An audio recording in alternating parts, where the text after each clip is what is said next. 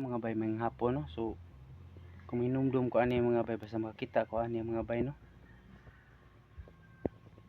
Kainomdom jud ko sa kong amahan mga bay nga nitiliwanas lain kalibutan mga bay no.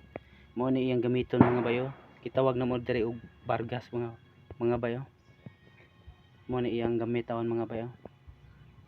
Tungod ani mga bay kami iyang mga anak nga dagko me tungod ani. So imagine ako, grabe pila ka singot ka niya, pila ka drum, pila ka baril ang singot. Grabe yung sakripisyo para namo mga bay.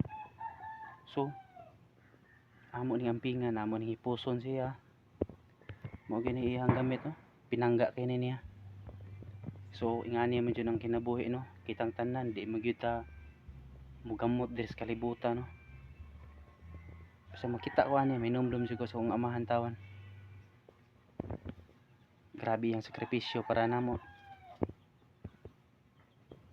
Mao ning ang iyang sakripisyo, ang iyang paghigugma namo ako sang i-apply sa akong mga anak. Akong tarungon buhaton akong tanan para sa ila hapon. Sama sa gibuhat ni Papa. Pinangga kay mi Papa. Mao ni siya, iyahaning gamit mga bay no. Bargas mga bay para pang-araron niya, pangdaron niya ni. Gamit niya para sa baka niya. Kujud ang gihipos ra. So kamo diyang napay mga amahan. So ipakita niyo sa amahan ninyo kung nga pinangga ninyo sila no. Kay pareha sa mga papa no, wala na. So sa kanyo kamo ipakita gid ninyo nga pinangga niyo yung amahan. Tagda sila. Kay wa nila ing amahan pa, kundi usar gyud atong amahan ning kalibutan na. Mga bayo. So abante lang mi pirmi mga bayo no. Di na mo malimtan sa Papa. Ang tanang sakripisyo niya namo di na malimtan.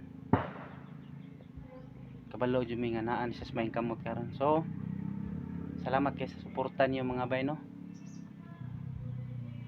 Salamat kay sa suporta niyo mga bay. God bless atong tanan.